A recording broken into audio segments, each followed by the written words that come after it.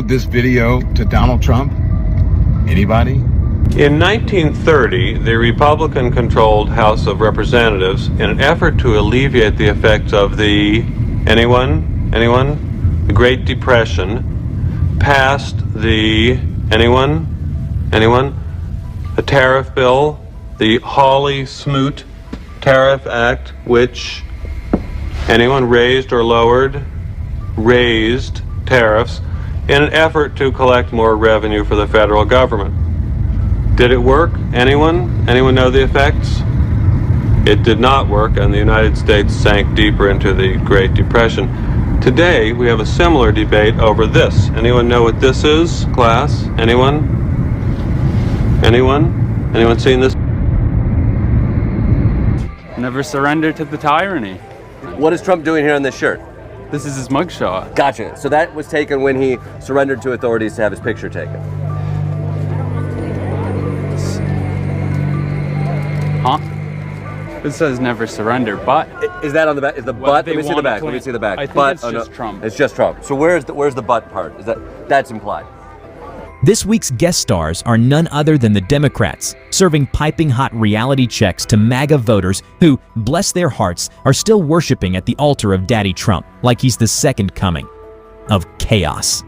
And not just any chaos. We're talking full-blown, sirens blaring, Constitution on fire kind of chaos. The kind where basic norms are shredded, power grabs are disguised as law and order, and every press conference feels like an audition for a dystopian Netflix series. This is a song for the President of the USA. I'm afraid this is the end. We had a good run, tried our best, but hatred got the better of us all. 'Cause it was never blue versus red, that's propaganda we've been fed by billionaires as they slowly take over. American beauty, it's just in the movies. Now red, white, and blue's no longer what it used to be. The dream is a nightmare, but how did we get here? Sold our souls and took the devil's hand. What does it mean to be American? It's not your fault, and it's not mine. This tale is as old as time. Every great empire will one day crumble. And maybe in the ruins we will build a new land of the free, where love is love and everyone is equal. American beauty is just a bad movie. Now red, white, and blue's no longer what it used to be.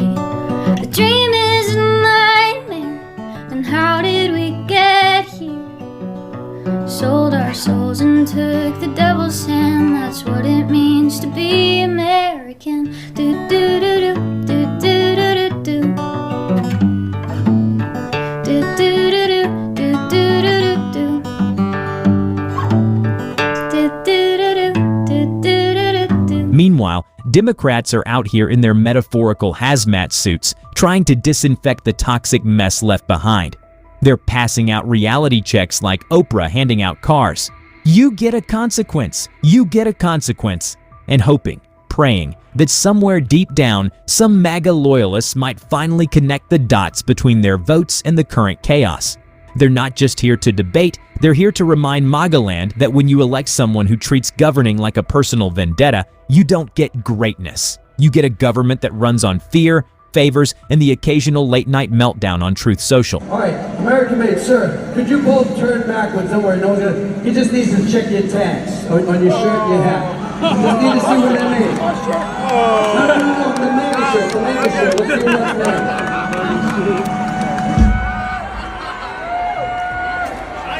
Nicaragua! It's made in Nicaragua!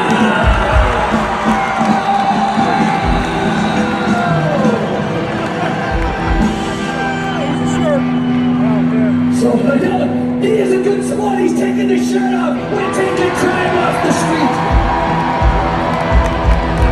God bless your fucking heart. That's a good sport. You get one proudly made in America Dropkick Murphy shirt. You're gonna make America great again. You got the Elon Musk true Nazi version on. What's all the night?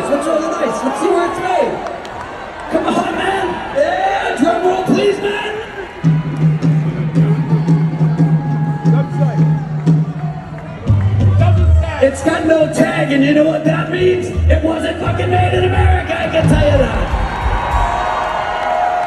But we'll call it a draw, okay? And we'll give you the shirt, and hey, I appreciate you being good sports, and I will say, from the bottom of our hearts, we are the most anti-fucking MAGA band on earth, okay? But all opinions are welcome because it's still America!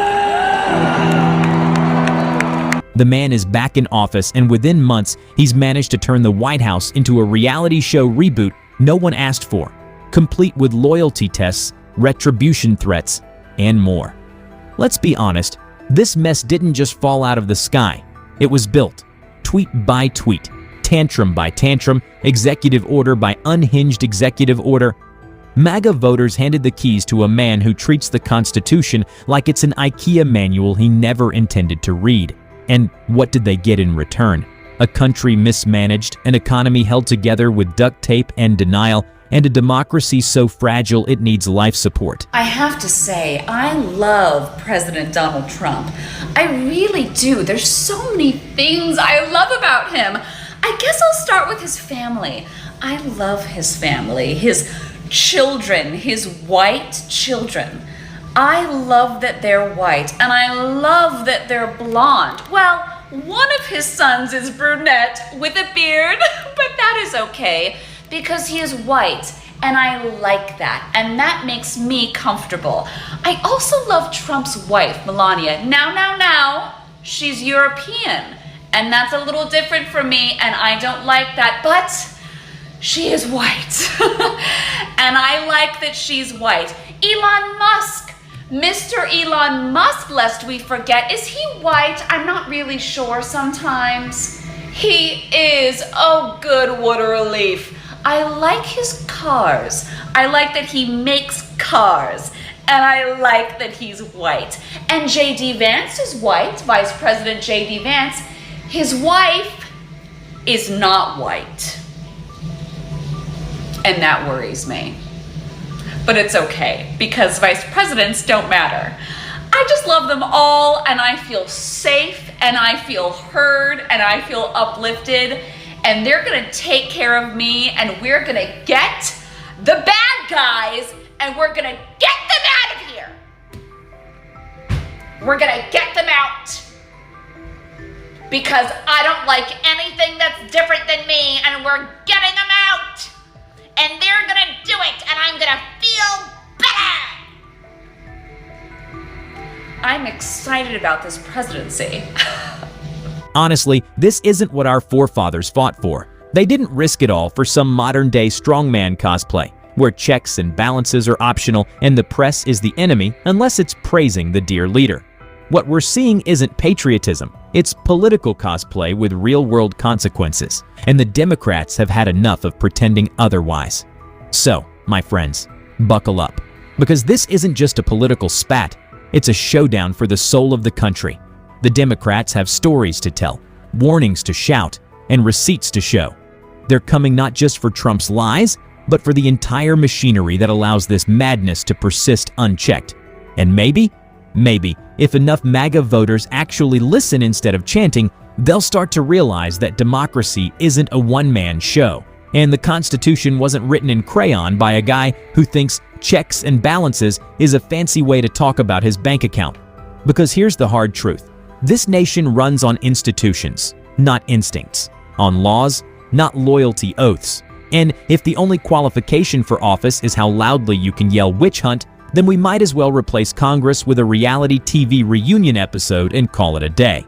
But the Democrats?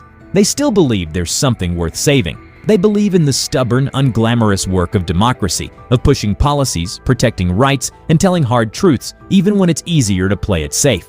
They know you can't outshout a lie, but you can outlast it. So while MAGA world spins deeper into its fantasy fanfic version of America, the grown-ups in the room are turning on the lights. And the message is simple. The chaos is not inevitable. The circus can be packed up, but only if enough people wake up, speak out, and show up before the final act becomes our new normal. Because if we've learned anything from this sequel, it's that unchecked power doesn't fade quietly. It needs to be voted out, loudly, clearly and with a side of reality served hot. Lights up, mic on. Let's roll.